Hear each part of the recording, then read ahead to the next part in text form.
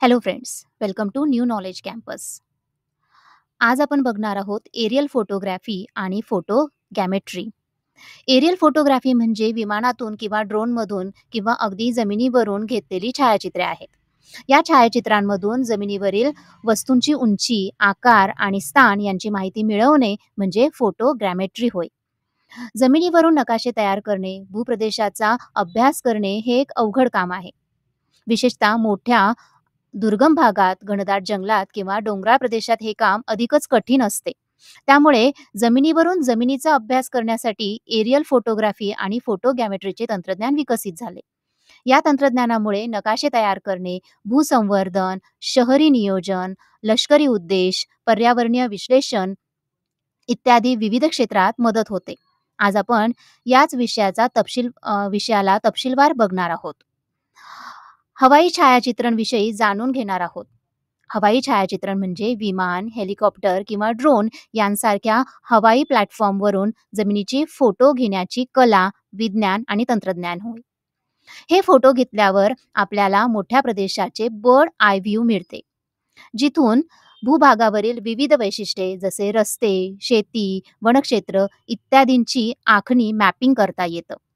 हवाई छायाचित्रणाच्या माध्यमातून 3D images, स्टेरिओपेअर्स मिळते, ज्याने जमिनीच्या भोवतालची रचना आपल्याला 3D पद्धतीने पाहता येते. भारतीय हवाई छायाचित्रणाची सुरुवात 1920 मध्ये आग्र्याच्या शहराचे फोटो घेऊन झाली आणि त्यानंतर सर्वे ऑफ इंडियाने इरावडी डेल्टा, विविध शहरांचा एरो सर्वे केला. आज आपण या संपूर्ण हवाई छायाचित्रणाचा इतिहास बघणार आहोत. 1858 मध्ये फ्रेंच छायाचित्रकार गॅस्पार्ड फेलिक्स ट्रुनाकोन, ज्यांना सामान्यतः नादार म्हणून ओळखले जाते, त्यांनी पॅरिसचे पहिले हवाई चित्रण हे गरम हवेच्या फुग्यातून घेतले. त्यानंतर 1914 मध्ये पहिल्या महायुद्धाच्या वेळी रशियन अभियंता V.F. पोटे यांनी विमानात बसवण्यासाठी एक विशेष कॅमेरा तयार केला. हा जगातील पहिला एरियल कॅमेरा होता. त्यानंतर या तंत्रज्ञानाचा नागरी उपयोग सुरू झाला. भूगर्भशास्त्र, वनशास्त्र, शेती, नगररचना, मृदा सर्वेक्षण अशा अनेक क्षेत्रांमध्ये हवाई छायाचित्रणाचा वापर सुरू झाला. 1966 मध्ये भारतीय फोटो इंटरप्रिटेशन इन्स्टिट्यूट स्थापन करण्यात आली. ही संस्था नंतर Indian institute of remote sensing म्हणून ओळखली जात आहे आणि ती इस्रोचाच भाग आहे. या संस्थेने भारतात एरियल फोटोग्राफीला संशोधनाला गती दिली आहे. आजही directorate of air survey, survey of India अंतर्गत भारतीय हवाई दल, एअर सर्वे कंपनी आणि तसेच नॅशनल रिमोट सेन्सिंग सेंटर या संस्थांमार्फत संपूर्ण देशात हवाई छायाचित्रण केले जाते. हवाई छायाचित्रांचे वर्गीकरण 2 प्रकारे करता येते. ऑप्टिकल अक्षानुसार आणि प्रमाणानुसार. त्यातलं पहिलं ऑप्टिकल अक्षानुसार. छायाचित्र कॅमेरा अक्ष अनुलंब, व्हर्टिकल किंवा तिरपे बसवून घेतले जातात. म्हणजे काय, तर जर व्हर्टिकल छायाचित्र आपण बघितलं तर व्हर्टिकल छायाचित्रणात कॅमेरा हा लँडस्केपला सरळ वरून बघतो. म्हणजे कॅमेराचा ऑप्टिकल अक्ष जमिनीच्या अनुलंब परपेंडिक्युलर असतो. अशा फोटोजमध्ये क्षितिज दिसत नाही आणि प्रदेशाचे आकार जवळजवळ चौकोनी असतात.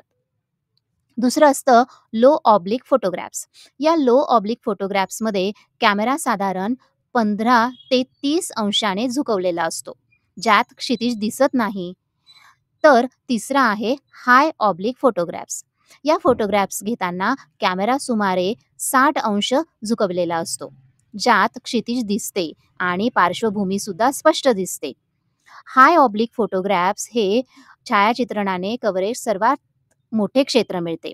परंतु पृथ्वीची वक्रता लक्षात घेतल्यास या छायाचित्राची मॅपपेक्षा तफावत सर्वाधिक असते. म्हणजे नकाशे आणि हाय ऑब्लिक फोटोग्राफ्स यांच्यामध्ये तफावत जाणवते. दुसऱ्या प्रकारे फोटोग्राफीचे वर्गीकरण हे प्रमाणानुसार होते.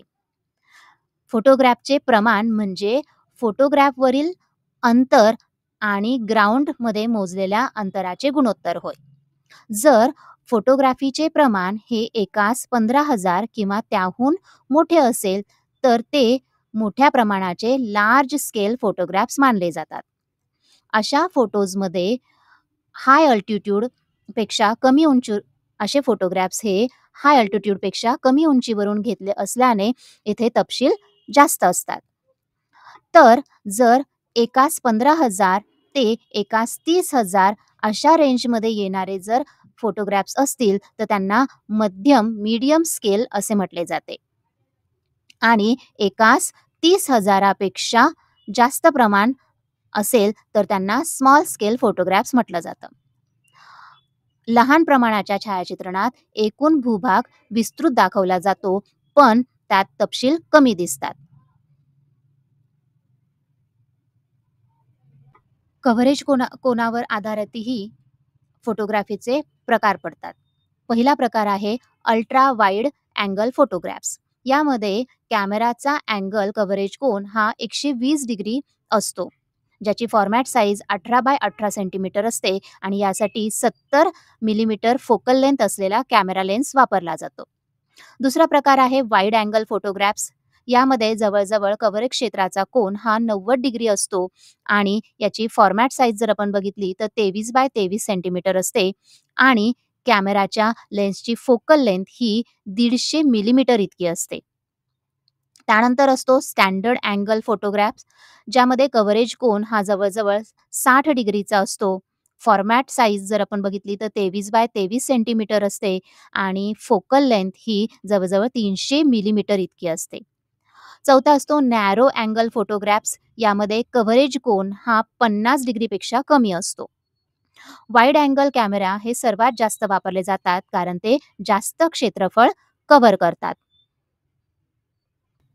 वर्णक्रमीय संवेदनशीलतेवर आधारित जर आपण फोटोग्राफीचे प्रकार घेतले किंवा फोटोग्राफचे प्रकार जर आपण घेतले, तर पॅनक्रोमॅटिक म्हणजे कृष्णधवल फोटोग्राफ्स. मानवी डोळ्यांना दिसणारा संपूर्ण प्रकाश यामध्ये कॅप्चर केला जातो. दुसरा आहे इन्फ्रारेड फोटोग्राफ्स, ज्यामध्ये मानवी डोळ्यांना न दिसणारा इन्फ्रारेड प्रकाश हा कॅप्चर केला जातो. यामध्ये स्वच्छ पाणी काळे दिसते, कारण ते पाणी आयआरएस शोषून घेते आणि निरोगी वनस्पती गुलाबी किंवा पांढऱ्या रंगात दिसतात, कारण त्या आयआरएसला प्रतिबिंबित करतात. युद्धात छुपवलेल्या सैनिकांचा शोध घेण्यासाठी हा प्रकार वापरला जात होता. तिसरा प्रकार आहे रंगीत कलर फोटोग्राफी.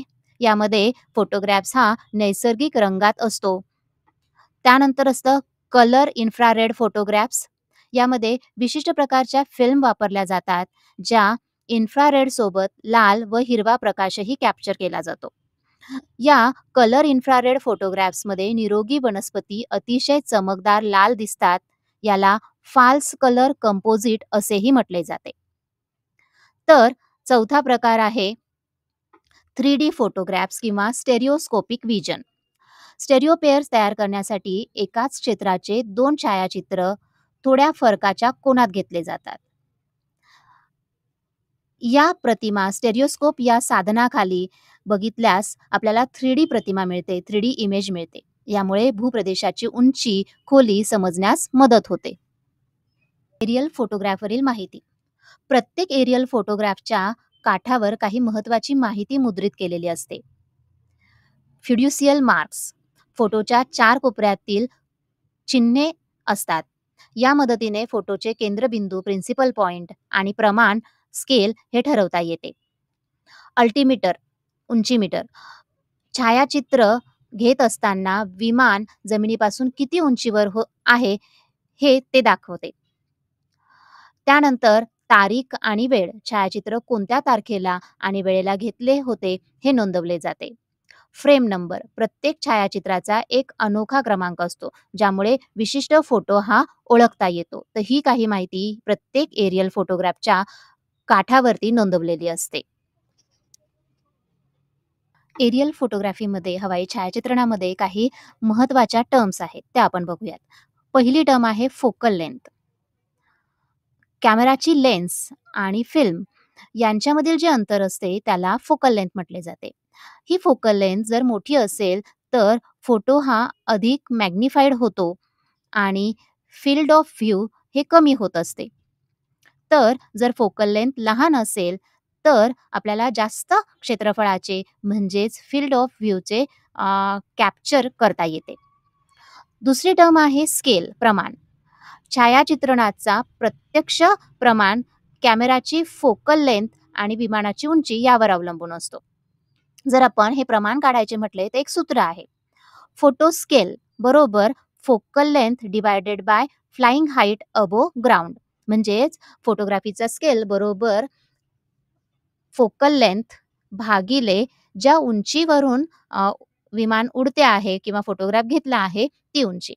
फॉर एक्झाम्पल, जर फोकल लेंथ ही 152 मिलीमीटर असेल आणि 2280 मीटर उंचीवरनं जर फोटोग्राफ घेतलेला असेल, तर त्यावेळी फोटोचे प्रमाण हे एकास 15,000 होईल.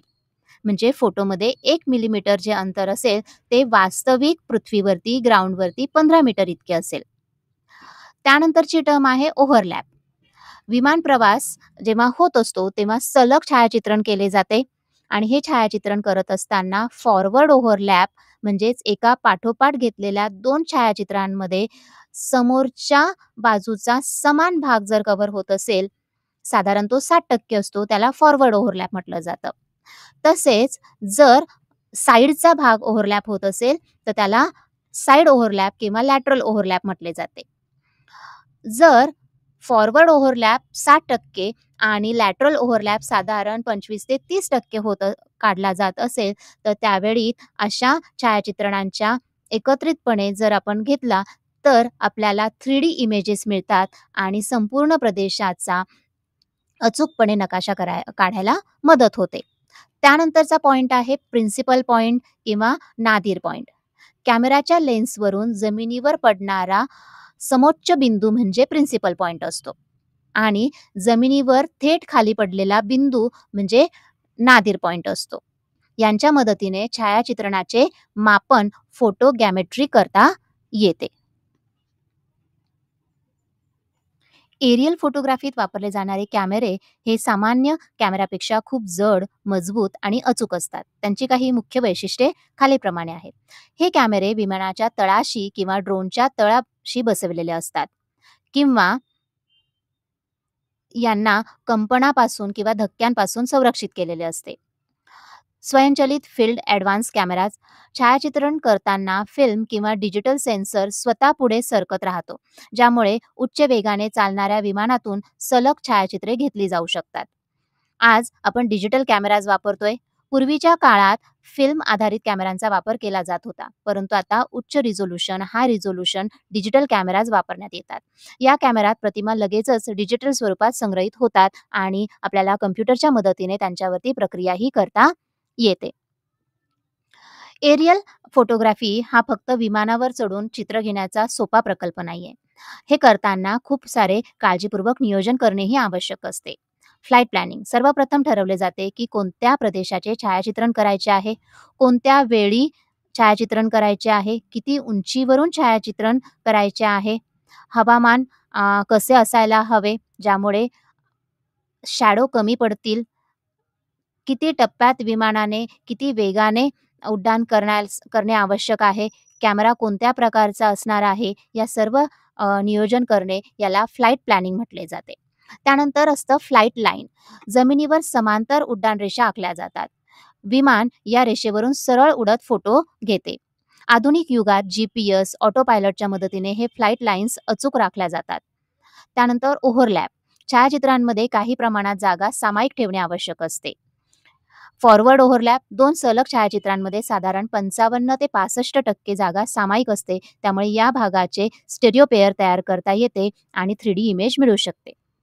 लॅटरल ओव्हरलॅप 2 समांतर फ्लाइट्स लाईन्समधील छायाचित्रांमध्ये साधारणपणे 20 ते 30% जागा सामायिक असते, ज्यामुळे कोणताही भाग चुकून वगळला जात नाही.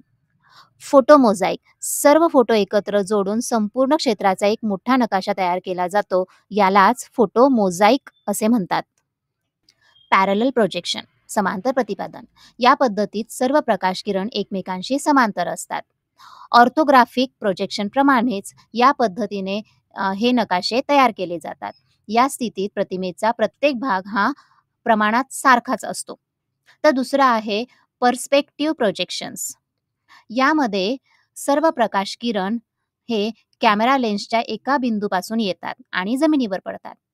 त्यामुळे हे सर्व एरियल फोटोग्राफीमधले जे प्रोजेक्शन्स आहेत, ते पर्स्पेक्टिव्ह प्रोजेक्शनचे उदाहरण आहेत. यामध्ये फोटोच्या मध्यभागी व काठावरील वस्तूंचे प्रमाण हे समान नसते. मध्यभागी ते मोठे असेल तर काठावर ते लहान असेल. फोटोग्रामेट्री म्हणजे छायाचित्रांमधून अचूक मोजमाप, नकाशे आणि 3D मॉडेल्स तयार करण्याचे विज्ञान. या तंत्रज्ञानाचा इतिहास 19व्या शतकात सुरू झाला. विशेषतः फ्रान्समधील इंजिनियर ॲमी ल्युसेडॅट यांनी मोठा वाटा उचलला. त्यांनी 1851 साली बलूनवरून घेतलेल्या छायाचित्रांच्या मदतीने नकाशे बनवण्यास सुरुवात केली. या कामामुळे त्यांना फादर ऑफ फोटोग्रामेट्री म्हणून ओळख मिळाली.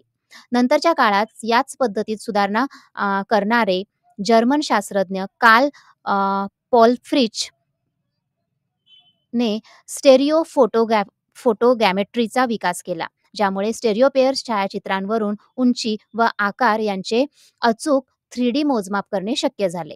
20व्या शतकाच्या मध्यापर्यंत, विशेषतः 1940 नंतरच्या काळात फोटोग्रामेट्रीचा उपयोग लष्करी सर्वेक्षण, टोपोग्राफिक नकाशे, शहरी नियोजनात मोठ्या प्रमाणात केला गेला. युद्धकाळात मिळालेल्या तांत्रिक प्रगतीनंतर हे तंत्र नागरिक उपयोगासाठी रुजले. भारतात सर्व्हे ऑफ इंडियाने 1950च्या दशकानंतर फोटोगॅमेट्रीचा संस्थात्मक वापर सुरू केला. त्यानंतर या तंत्रज्ञानाने देशातील कार्टोग्राफी, भूसर्वेक्षण, पायाभूत सुविधा विकासात्मक प्रकल्पांसाठी महत्त्वाची भूमिका बजावली.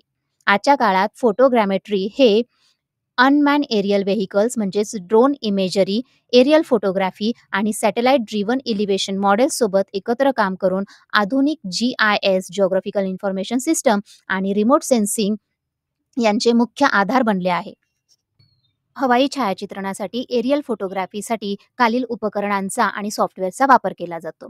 स्टेरिओस्कोप. स्टेरिओपेअर फोटोजना 3D रूपात पाहण्यासाठी हे स्टेरिओस्कोप वापरली जातात. मुख्यतः याचे 2 प्रकार आहेत: पॉकेट स्टेरिओस्कोप आणि मिरर स्टेरिओस्कोप. पॉकेट स्टेरिओस्कोप हे हलके आणि छोटे असतात, तर मिरर स्टेरिओस्कोप हे मोठे आणि अधिकच अचूक अशी माहिती देतात. त्यानंतरचा दुसरा घटक असतो पॅरालॅक्स बार. स्टेरिओस्कोप सोबत वापरले जाणारे सूक्ष्म मापन यंत्र. या यंत्रणेने पॅरालॅक्स अंतर मोजून वस्तूची उंची काढता येते. त्यानंतर GPS आणि INS. आधुनिक एरियल कॅमेरासोबत GPS आणि इंटरनल नॅव्हिगेशन सिस्टम जोडलेले असतात, ज्यामुळे प्रत्येक छायाचित्रणाचे स्थान जिओ टॅगिंग करता येते आणि एरियल फोटोग्राफचा कोन हा नकाशाशी आपल्याला बघता येतो. त्यानंतर असतं UAV किंवा ड्रोन्स म्हणजे अनमॅन एरियल व्हेइकल्स किंवा ड्रोन. अलीकडीलच्या काळात आपण कमी खर्चामध्ये आणि कमी उंचीवरून हवाई छायाचित्रण करण्यासाठी ड्रोन्सचा वापर करतो. यामुळे लहान प्रदेशाचा त्वरित आणि बारीक-सारीक अगदी सर्वेक्षण आपल्याला करता येते. यामध्ये सॉफ्टवेअरचा वापरही केला जातो. छायाचित्रणांचे विश्लेषण करण्यासाठी, ॲनालिसिस करण्यासाठी विविध सॉफ्टवेअर्स वापरली जातात. फॉर एक्झाम्पल ERDAS इमॅजिन, त्यानंतर PCI जिओमॅटिका, त्यानंतर Pix4D, त्यानंतर एजिसॉफ्ट मेटाशेप्स इत्यादी सॉफ्टवेअर प्रोग्राम्स ही वापरली जातात. ऑर्थोमोझाईक नकाशे तयार करण्यासाठी, 3D मॉडेल्स तयार करण्यासाठी या सॉफ्टवेअरचा वापर हा केला जातो. एरियल फोटोग्राफी तंत्रज्ञानाचा वापर अनेक क्षेत्रांमध्ये केला जातो, जसे नकाशे तयार करणे, टोपोग्राफिक किंवा थीमॅटिक नकाशे तयार करण्यासाठी याचा वापर होतो. त्यानंतर आहे शहरी नियोजन. शहरांचा विस्तार, भूवापर योजना आखणे, रोड आणि इतर सुविधांचे नियोजन करणे यासाठीही याचा वापर केला जातो. कृषी आणि वनशास्त्रामध्ये पिकांची स्थिती, पिकांचे आरोग्य तपासणे, पिकांच्या उत्पादनाचा अंदाज, वनांची घनता आणि वनक्षेत्रातील बदल मोजण्यासाठीही एरियल फोटोग्राफीचा वापर केला जातो. भूगर्भशास्त्रात खनिज संशोधन, जमिनीची घनता, भूकंपीय बदल ओळखण्यासाठी याचा वापर केला जातो. जलशास्त्रामध्ये नद्या, धरणे, तलाव आणि इतर जलस्रोतांचे निरीक्षण आणि पूरप्रवण क्षेत्र भाग तपासण्यासाठीही याचा वापर केला जातो. आपत्ती व्यवस्थापनात पूर, भूकंप, ज्वालामुखी किंवा इतर नैसर्गिक आपत्ती झालेल्या भागाचे त्वरित निरीक्षण, नुकसानींचे मूल्यांकन करण्यासाठी व माहिती मिळवण्यासाठी याचा वापर केला जातो. लष्करी उपयोग जर आपण विचारात घेतले तर सीमा निरीक्षण, युद्धभूमीत लक्ष्य निश्चित करणे, संरक्षणात्मक नॅव्हिगेशन आणि युद्धाची रणनीती आखण्यासाठीही या एरियल फोटोग्राफीची मदत होते. यानंतर आपण महाराष्ट्र आणि भारताच्या संबंधित आपण काही प्रोजेक्ट्स बघणार आहोत. भारतामध्ये हवाई छायाचित्रणाचा वापर 1920 पासून सुरू झाला. यावर्षी आग्रा शहराचे मोठ्या प्रमाणात हवाई छायाचित्रण केले गेले. त्यानंतर इरावड्डी, म्यानमार खाडीतील जंगलांची हवाई सर्वेक्षणे करण्यात आली. आज देशातील हवाई छायाचित्रे ही सर्व्हे ऑफ इंडिया या राष्ट्रीय नकाशाकार संस्थेअंतर्गत डायरेक्टरेट ऑफ एअर सर्व्हे नवी दिल्ली यांच्या देखरेखीत घेतली जातात. भारतात हवाई सर्वेक्षणासाठी अधिकृतपणे भारतीय हवाई दल, त्याचबरोबर कलकत्त्यातील एअर सर्व्हे कंपनी आणि हैदराबादमधील नॅशनल रिमोट सेन्सिंग सेंटर या 3 प्रमुख संस्था जबाबदार आहेत. इस्रो अंतर्गत येणारी नॅशनल रिमोट सेन्सिंग सेंटर गेली 10 दशके उपग्रह प्रतिमा, एरोमॅग्नेटिक सर्व्हेज आणि इतर अत्याधुनिक उपकरणे यांचा वापर करून नकाशे तयार करत असते. या सर्व संस्थांमुळे हवाई छायाचित्रणाद्वारे देशाच्या सर्व क्षेत्रांची बारकाईने मोजणी व नकाशा करणे शक्य झाले आहे. महाराष्ट्रातील उपयोग आणि प्रकल्प जर आपण बघितले तर Maharashtra remote sensing application centre यांनी राज्यातील सर्व ग्रामीण भूखंडांचे GIS आधारित नकाशे पूर्ण केले आहेत आणि नागरी भागातील सुमारे अर्ध्या भूखंडांचे नकाशांकन झालेले आहेत. त्याचबरोबर गावठाण प्रोजेक्टला सुरुवात झालेली आहे. गावठाण नकाशे ड्रोन मॅपिंग पद्धतीने केले जात आहे. 2019 मध्ये सर्व्हे ऑफ इंडिया आणि महाराष्ट्र शासन यांनी करार केला, ज्यात राज्यातील सुमारे 40,000 गावठाणांचे एकास 500 या प्रमाणात ड्रोन सर्व्हे करून नकाशे तयार केले जात आहेत. या पुढाकारात महाराष्ट्र शासनाने गावठाण परिसरात जलद आणि अचूक नकाशे तयार करण्यासाठी ड्रोन सर्व्हेला सुरुवात केली आहे. कृषी तंत्रज्ञान उपक्रम महाॲग्रीटेक प्रकल्पात Maharashtra remote sensing application centre आणि नॅशनल रिमोट सेन्सिंग सेंटरकडून पुरवलेल्या उपग्रह प्रतिमा आणि विश्लेषण ॲनालिसिस वापरून पिकांचे क्षय, पिकांची नुकसानीचे मूल्यांकन केले जात आहे. तसेच 2023 मध्ये झालेल्या पुरानंतर पश्चिम महाराष्ट्रातील पिकांचे नुकसानही उपग्रह प्रतिमांद्वारे मोजण्यात आले आहे. कृषी विमा योजना प्रधानमंत्री फसल विमा योजना आणि झालेल्या पिकांचे नुकसानीचे मूल्यांकन करण्यासाठी 2025 पासून महाराष्ट्र शासनाने शेतकऱ्यांना झालेल्या नुकसान भरपाई देण्यासाठी उपग्रह प्रतिमा उपयोगात आणण्याचा निर्णय घेतला आहे. हे धोरण पारंपरिक जमिनीवरील सर्व्हेऐवजी जलद आणि अचूक नुकसान मोजणीसाठी डिजिटल अशी पद्धत स्वीकारते. मत्स्यपालन क्षेत्र महाराष्ट्र मत्स्यपालन विभागाने जानेवारी 2025 पासून राज्याच्या 720 किलोमीटर समुद्रकिनाऱ्यावरील 7 प्रमुख जिल्ह्यांमध्ये ड्रोन वापरून मॉनिटरिंगचे काम सुरू केले आहे. या प्रकल्पाद्वारे जल पर्यावरण सुरक्षा, गैरकायदेशीर मासेमारीवर नियंत्रण आणि एकात्मिक समुद्री निरीक्षण सुलभ करण्यात येणार आहे. या उपक्रमांमुळे महाराष्ट्रात नकाशांकन आणि भूगोलशास्त्र आणि नियोजनबद्ध विकासात हवाई छायाचित्रणाची भूमिका महत्त्वपूर्ण ठरत आहे. GIS नकाशे शासकीय योजनांतर्गत करवाढीचे निर्देशपत्रक ठरवण्यासाठी वापरली जात आहेत, तर ग्रामीण उपनगरीय व्यवस्था नियोजनातही अचूक माहिती म्हणून हवामान आणि स्थलाकृतीचे मोजमाप उपयुक्त ठरत आहेत. नैसर्गिक आपत्ती आणि त्याच्या नियोजनातही एरियल फोटोग्राफी हे उपयुक्त ठरत आहे. ऑगस्ट 2025 मध्ये उत्तराखंडमधील धाराली गावात झालेल्या ढगफुटी आणि भूस्खलनानंतर मुख्यमंत्र्यांनी प्रभावित परिसराचे हवाई सर्वेक्षण केले. या हवाई पुनर्वकलनातून झालेल्या नुकसानीचे मूल्यमापन करण्यात आणि मदत नियोजनात लवकरात लवकर निर्णय घेण्यात मदत झाली. याचप्रमाणे महाराष्ट्रात वर्षा आणि पूर यामुळे होणाऱ्या नुकसानीच्या ठळक घटनांमध्ये हवाई छायाचित्रण उपयुक्त ठरते. जुलै 2023 मध्ये रायगड जिल्ह्यातील इर्शाळवाडी गावात झालेल्या महापुरानंतर पश्चिम महाराष्ट्रातील पिकांचे नुकसान उपग्रह प्रतिमांद्वारे ॲनालिसिस केले गेले. या प्रतिमांमुळे जमिनीवरील सर्व्हेजऐवजी रिमोट सेन्सिंगमुळे जलद आणि अचूक निर्णय घेण्यात आले. आगामी काळात अशाच तंत्रज्ञानाचा वापर वाढणार असून शहरी नियोजनातून योजनाबद्ध विकासापर्यंत अनेक क्षेत्रात एरियल फोटोग्राफी आणि रिमोट सेन्सिंग महत्त्वाची भूमिका बजावणार आहेत.